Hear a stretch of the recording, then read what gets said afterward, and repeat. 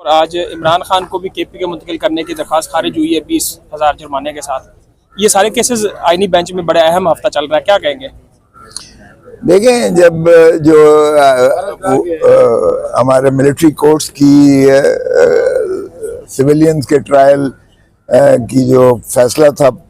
5 جج صاحبان نے کیا تھا کہ یہ سویلینز کا ٹرائل ملٹری کورٹس نہیں کر سکتی ہیں, اور جس میں انہوں نے 2D1 اور 2 دونوں کو آئین سے متصادم قرار دے کے کالعدم قرار دیا تھا, اس کے خلاف جو اپیل حکومت کی ہے اور جو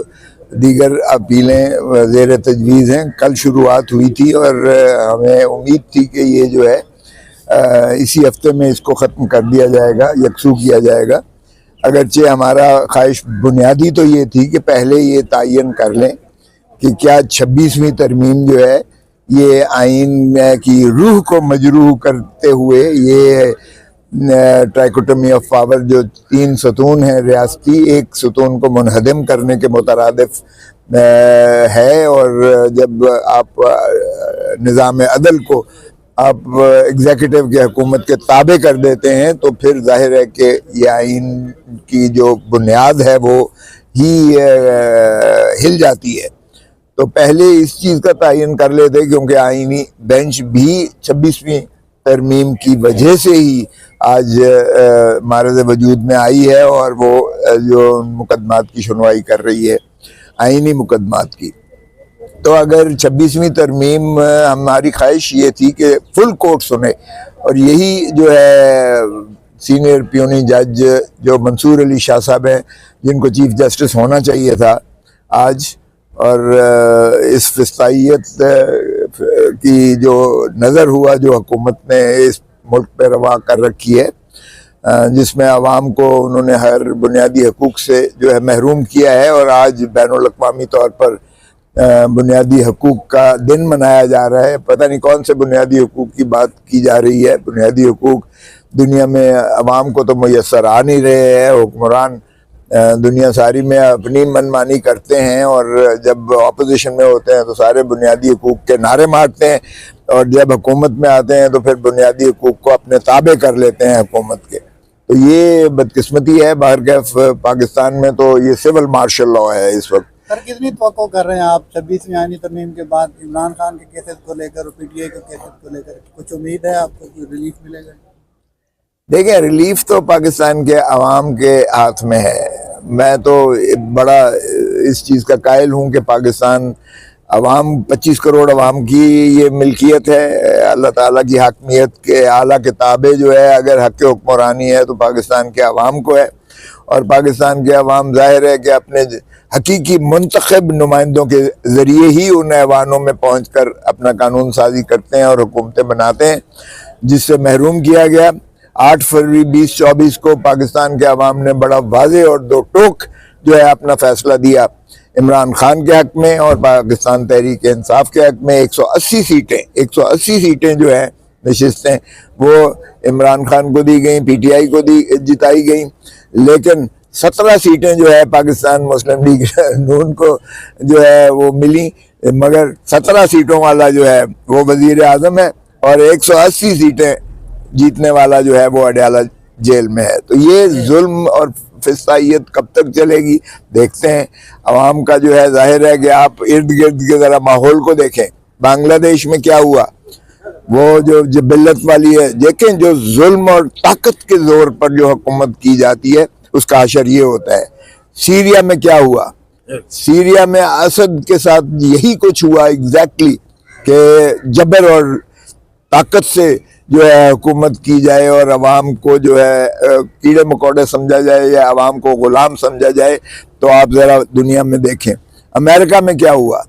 امریکہ میں دنیا کی طاقتور ترین اسٹیبلشمنٹ نے پورا زور لگایا تن من دھن سے کہ ڈونلڈ ٹرمپ کا راستہ روکا جائے, اور ڈونلڈ ٹرمپ کے خلاف مقدمات بھی قائم کیے, سزائیں بھی اس کو کروائی گئی الیکشن سے پہلے,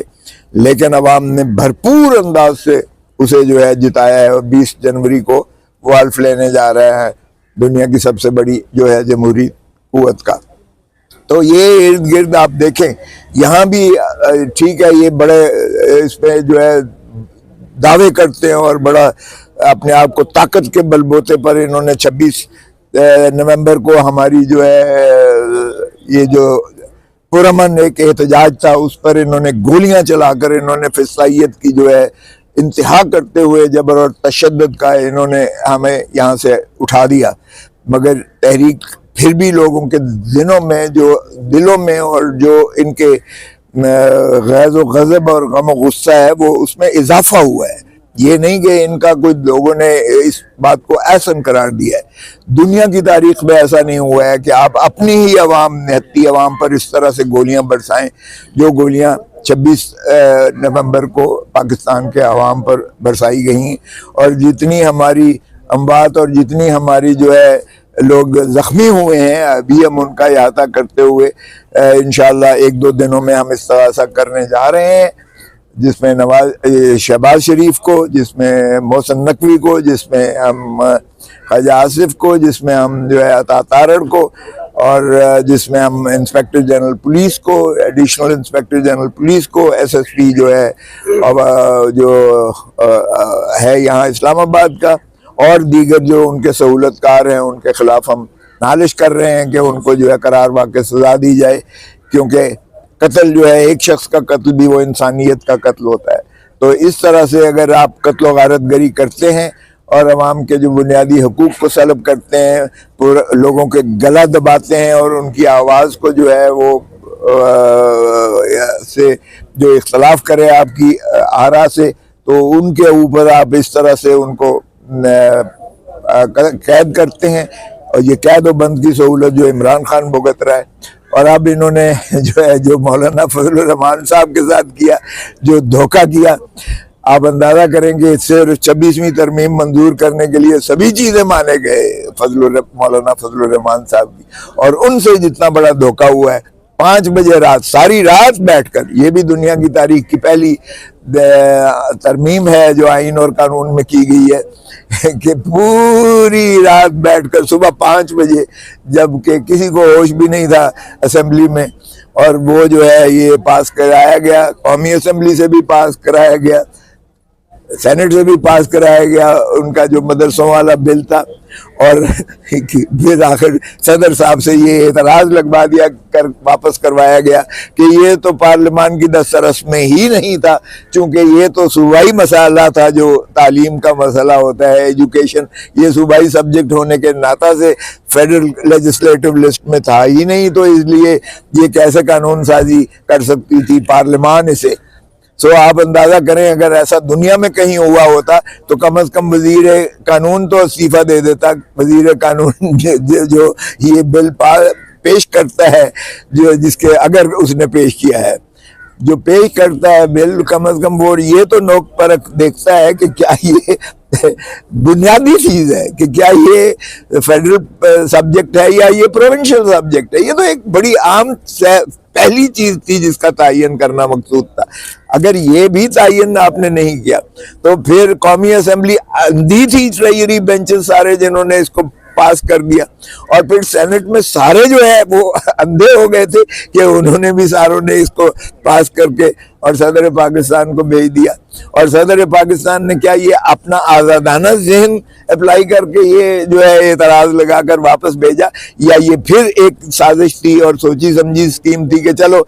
अजे तो काम लो ना, इन्होंने अजे तो काम लो 26वीं तरमीम इन्होंने पास करवाई इस धोखे से कि जी ले आपका हमने मदरसे को आज़ाद कर दिया, आपके ही हवाले कर दिया, आप जाने और आपका काम जाने, आप ही इसका सिलेबस बनाएं, आप ही इसका कंट्रोल और मदरसों का आप ही के पास होना चाहिए, बच्चों के मुस्तकबिल को आप ही संभालें या जो मर्जी करें बाहर के। और ये सारा कर के उसके बाद आप जो मौलाना साहब के साथ इन्होंने एक फ्रॉड और तरा किया है, तरा असी कहने